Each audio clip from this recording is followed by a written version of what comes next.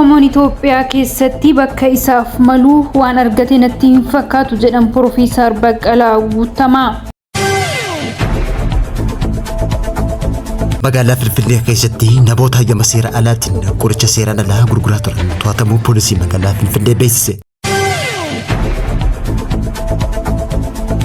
Oduulee baargamaatiin Ameerikaan hariiroo Eertiraa waliin qabdu fooyyessuu fi qoqqobbii Eertiraa irraa keettee turte kaasuuf fedhii qabaachuu ishee gabaafama. Oduu biraatiin Iraan dooniiwwan Strait of Hormuz irra darban irraa kafaltii fudhachuu eegaluu ishee gabaafamaa jira. Daawwattoota fi hordoftoota Egeree Miidiyaa nageenyi keenya bakka jirtan maratti sin dhaqqabu. Guyyaan irraa Eebila 23 bara 2026 kanneen amma sin dhageessifne hanga footootu Egeree Miidiyaatii amma bal'ina duuddaansa.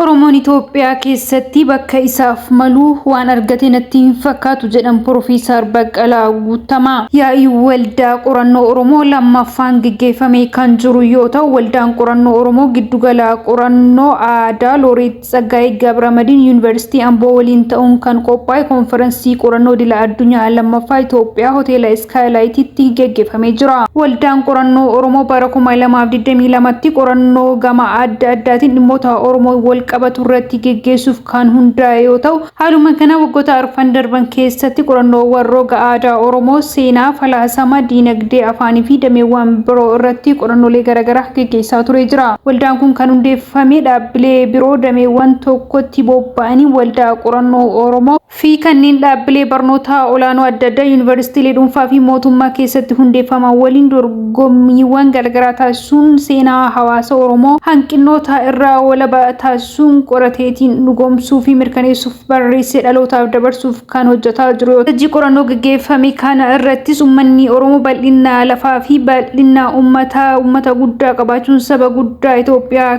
fi gaanfa Afrikaa ta'uusaa akka beekamu kan ibsame yoo ta'u bal'ina lafaa fi baay'ina uummataa bira darbee Oromoon abbaa aadaa hedduu falaasama siyaasaa fi gatii eegumsa amantaa fi naannoo qorachuu irratti xiyyeeffatee saba guddaa ta'uusaa kan mirkanaa'edha jedhamee jira. Haa ta'u malee sababoota adda addaatiin seenaawwan garaagaraa kunniin haala gahaa hin taaneen qorannoowwan dhaloota dhufuuf dabarfamee bifa qindaawaa ta'ee fi haqa qabeessa ta'een kan hin gurmaa'in ta'uusaa kan ibsame yoo ta'u yeroo ammaa kana dhaloota kana seenaa dhugaa baree dhaloota dhufutti akka tarkaanfachiisuuf dhiibbaan guddaan uumamuu akka qabus ibsamee jira. Sadarkaa addunyaatti biyyoonnii fi uummanni sababoota amansiisaa adda addaatiin gara eenyummaa isaanii jalqabaatti deebi'uun adeemsa keessa akka jijjiiramuu danda'u kan ibsame yoo ta'u kanaaf addunyaan jijjiiramaa jirtu kana keessatti hundeeffamni dhaabbata qorannoo Oromoo seenaa Oromoo beekumsa dhaloota garaagaraa bakka dhoksaa ture baasuudhaan dhaloota itti aanu barsiisuun baay'ee barbaachisaa ta'uusaas kaafamee jira. Instituutichi kana kaayeffatee hundeeffama konferansii qorannoo idila addunyaa isaa jalqabaa qopheessuun kitaabota adda addaa afaan Ingiliffaa, afaan Oromoo, afaan Amaaraa maxxansuun karaa mana kitaaba mataa isaa dubbistoota bira akka dhiheessu akka taasisuuf hojjetus ibsamee jira. Amma immoo giddugala qo'annoo fi qorannoo aadaa Oromootti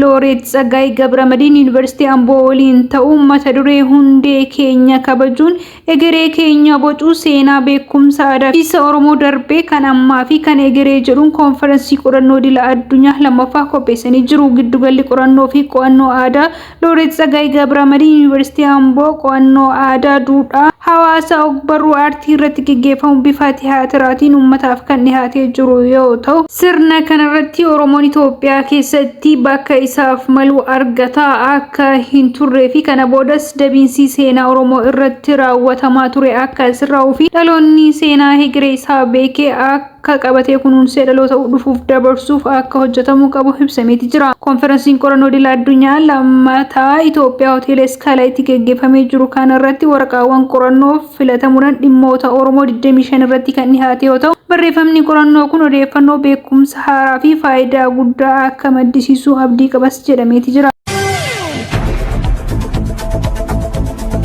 Poolisiin magaalaa Finfinnee shakkamtoota lama Joosef Kuraabeetii fi Yohaannis Yeesat Jaaman hayyama daldala seera qabeessa tokko malee qoricha sammuu nama haadachuu baay'inaan kuusuu isaaniitiin to'annaa jala oolchuu guyyaarraa eebila 23 bara 2026 sa'aatii 7 irratti to'annaa jala oolchuu beesse. Kanaanis mana keessummeessitoota namaa yookaan Guest House kan Jaaman keessatti qoricha kana kuusaa kan turan waggaa ta'u qorichi kunis mana keessummeessitoota Yamas Trading Private Limited Jaamu keessatti magaalaa Finfinnee kutaa magaalaa Boolee aanaa 3 kutaa 8 keessatti to'annoo jala oolchuu beessise. Odeeffannoo hawaasarraa argame irratti hundaa'uudhaan waajjirri poolisii magaalaa Finfinnee kutaa poolisii magaalaa Boolee shakkamtoota lama wajjin qoricha siriijii fi meeshaalee yaala dhukkubsattoota tiruutii fi kaansariif oolan baay'ina qarshii miiliyoona takka qabxee 5 olitti tilmaamamu shakkamtoota lama wajjin to'annaa jala oolchuu isaa odeeffannoon waajjira poolisii magaalaa Finfinnee irraa baate mul'ifte. Waajjirri poolisii magaalaa Finfinnee qoricha dhugummaa fi qulqullinni isaa ogeessota fayyaatiin hin mirkanaa'in bitachuu irraa akka of qusatan dhaamsuudhaan akkasumallee hayyama daldala seeraan alaa gurguruudhaa fi miidhaa dinagdee biyyatti irra ga'u ittisuuf qaamolee nageenyaa wajjin leenjii yeroo gabaabaa kan kennu ta'ullee ibsate jira.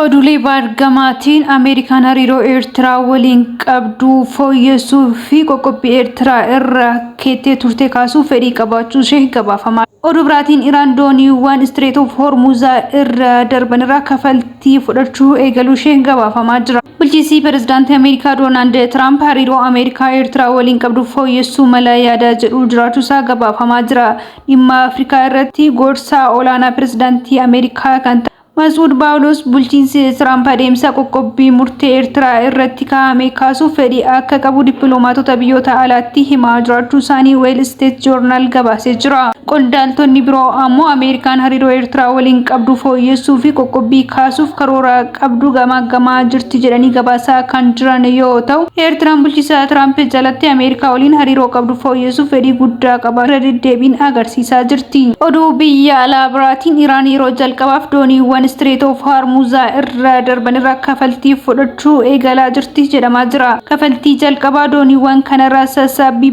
baankii biyyaalessaa biyyatti galfamuu isaa qondaaltonni kan himaa jiran yoo ta'u, kafaltiin kun shallagamuun gosaa fi guddina fe'umsa doonii tokko isaanii irratti kan hundaa'e ta'uusaa kan ibsamaa jiru yoo ta'u, akkasumas porofaayila balaa doonii irratti hundaa'e ta'uusaa gabaasni bahee ni addeessa. Itoophiyaan boba'aa biyyoota galoo galaanaa irraa Strait of Hormuz irraa galchaa jiran keessaa tokko ta'uu ishee kan beekamu yoo ta'u, Iraan dooniiwwan Strait of Hormuz irra darban irraa galii walitti qabu kan itti fuuftu yoo ta'u, Itoophiyaa dabalatee biyyoonni Afrikaa hedduun kafaltii kana kafaluudhaan dooniiwwanii fi meeshaawwan fe'an gara biyyoota isaaniitti kan godaansifatan ta'a.